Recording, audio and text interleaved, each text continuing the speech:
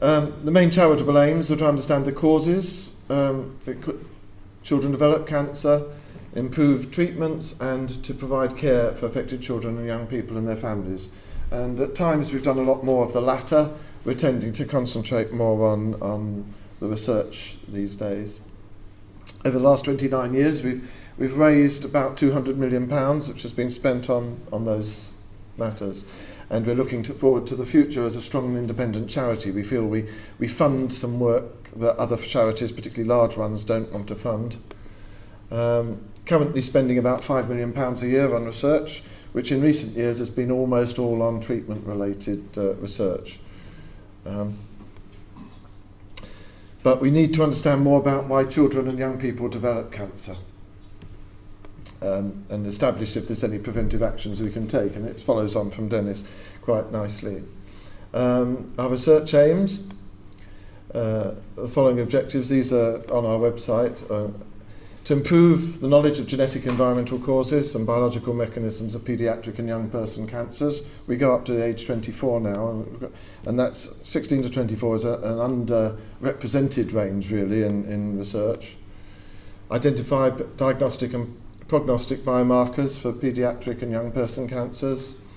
To optimise more effective and less toxic treatment, with a special focus on those forms of cancer that carry a poor prognosis at the moment.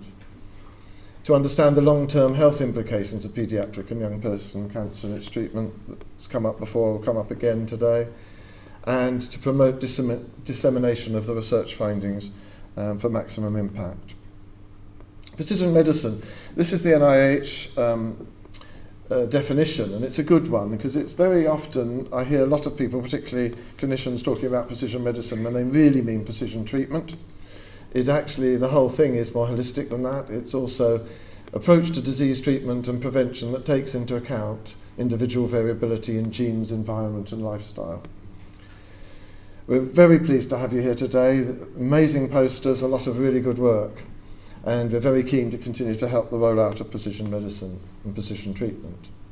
We're co-funding the SMPEDS initiative that you'll hear about tomorrow to give every child with a solid tumour to have a genetic and proteomic analysis within about 2 weeks of being diagnosed.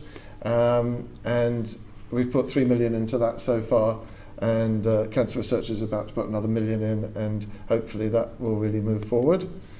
We're committed to supporting ongoing advanced immunotherapy. I think that offers a lot of hope if the cost can be looked at.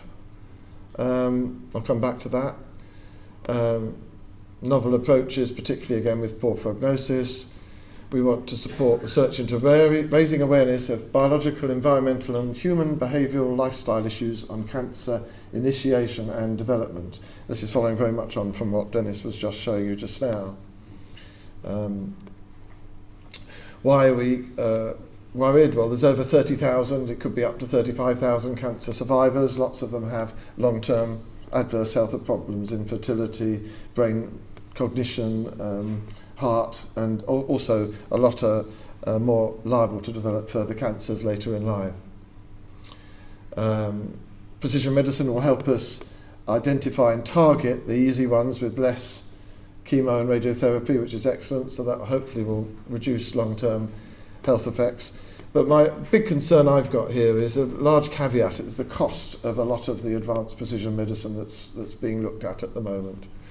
A good example is in August this year, the FDA approved a CAR T-cell based gene therapy, Kymriah, I don't know how it's pronounced, approved in the USA for patients up to 25 with B-cell precursor ALL that's refractory or in late relapse. But the cost is $475,000 per treatment. It's a lot of money, the NHS can't afford it. So if this sort of therapy is going to go forward, we need to find ways of getting it forward with a very different budget.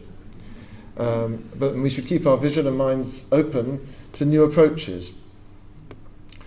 And here, I think we need to acknowledge that we are dynamic living beings that continuously interact with our environment. Recent understanding of epigenetics has changed it's really changed enormously in the last 20 years of how many epigenetic changes occur weekly and monthly in our lives. And I think that underlies quite a bit of cancer work, cancer development. Precision treatment's an excellent development. It's needed. It needs it needed in a toolbox, absolutely.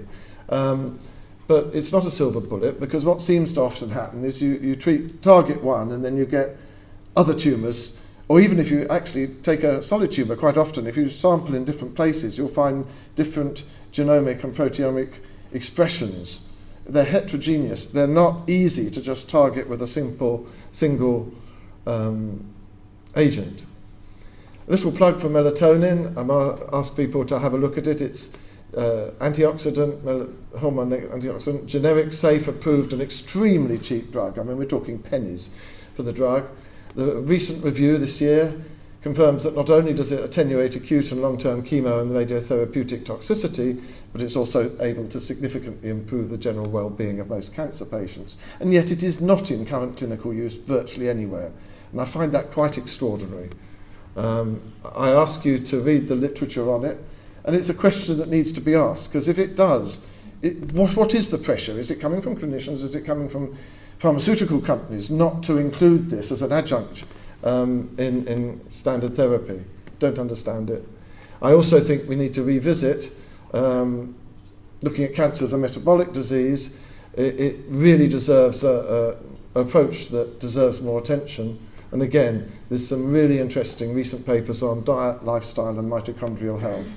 And are some of these genetic transformations being occurred because the cell is biologically unwell, and that is actually causing the transformation, rather than the transformation causing the cell to be unwell? And that does need looking at. I know it's not been popular, but actually there's been a big renaissance in it in the last 10 years in the literature. Now, this is a graph I don't want to dwell on too long. It's the case and incidence rates for cases 0 to 14 and 15 to 24. 0 to 14 has been pretty flat in incidence, a slight rise in the last 3 years. I think the jump, it's difficult to tell because there's a drop, but there's some appendix cancers that have come in that may have pushed it up a bit, but it's not just that. The teenage and young adult one is a pretty solid line going upwards. The incidence rate is rising over the last 20 years. Now we say, well, okay, we're getting better at curing. Well, actually, we're not. This is Office of National Statistics data that they produced in 2015 showing long-term survival. The 5-year survival's green with the confidence in limits shown in dotted, and the 10-year survival's in blue. And it's hovering around the 80, 81, 82%. We are not winning at the moment. It is not increasing. It may be going to shortly, but we're spending a lot of money on it. Now, if we come on, a 1% improvement in 10-year survival for paediatric, this is just paediatric, malignant cancers would save the lives of about 2 children a year. 260 a year, 2.5 children a year. A 1% reduction in incidence would prevent about 15 children a year and 21 teenagers and young adults from developing cancer. So we need to be looking, as a charity, we need to be looking at these things. Most clinicians often don't like to discuss cause and dismiss it as bad luck. Genuine bad luck only plays a very small part in most cancers. Of course, it's bad luck to be exposed, but it's not your fault, and it's not bad luck just as a thrower of a dice. And I'll come on to that. Reducing exposure, I'll pass this because we're running quite tight on time. Dennis sort of covered it. Same thing, some exposure factors can interact to produce an effect, carcinogenic effect, whereas a single exposure to one, a bit like you're saying mixtures of agents in the brain tumour.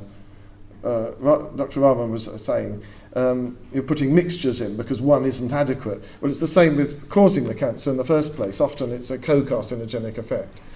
But because now of the work we're doing to look at the subtypes, a bit like the medulloblastoma, now know there's 7 subtypes that can be identified. If we tie that with good environmental information, we're starting to get to be able to approach more forensically what might be causing these issues. But again, collecting that information will require clinician support. To summarise, we'll continue to support the development of precision diagnosis and treatment. We plan to support and encourage the gathering of environmental and lifestyle information at the time of diagnosis or shortly afterwards, obviously. right at the time of diagnosis isn't appropriate, but within the clinical cycle, that will require clinician support. We want to encourage the gathering of data that will enable a more forensic approach. And it will take some years to gather all this and correlate it, but it's needing to be done.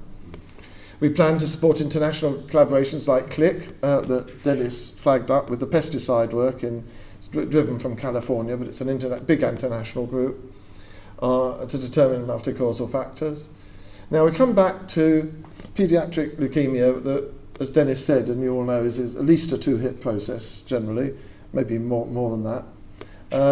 First hit occurring in utero, and then only about 1% of the ones that have got the initial markers go on to develop ALL triggered by something that, and a multitude actually have suggested other causes. Now, 180 known carcinogens have been identified in cord blood samples in a small study in the States in 2005. And here's a summary of what they found. I'm not going through it, it's a busy slide, but they found 9 PAHs, 21 OCs, 147 different PCBs, 9 PFCs, PFDDs, PBDDs, PBDEs, and PCNs. These are in cord blood. 180 of the things they found are known carcinogens. They're known carcinogens, not probable or possible. They're very low level, but they're in the cord blood of the newly born child. This is from an American Cancer group, and it's making the point that what happens when you're going to have a child? You do out the nursery, you get new carpet, you get new furnishings, you make it nice. They've got flame retardants, they've got stay clean chemicals added to them. A lot of those are nasty chemicals. Now, one of the other studies that's come out of the Californian group is one on, there's a number of stages to it. They looked at house dust and for PCBs and PBDEs and maternal blood, and they found the levels in the maternal blood were similar to the levels they found in the house blood, in the house dust. They then went on and did a case control study where they looked at the house dust of case and control ALL children, mother's blood, and they found a statistically strong link between PCBs and PBDEs and leukemia. So there are things that we can do, and it's simple things, but we need to convince governments that we shouldn't be putting all these chemicals on settees and on carpets and things. They solve one problem, but they give another problem. And what tends to happen is, on furniture, when you sit up and down, the dust comes out, it settles on the carpet, and the child crawls across the carpet, gets on his skin, gets into the bloodstream. So they're the sort of issues that, as a charity, we want to start looking at, as well as just supporting treatment. Thank you.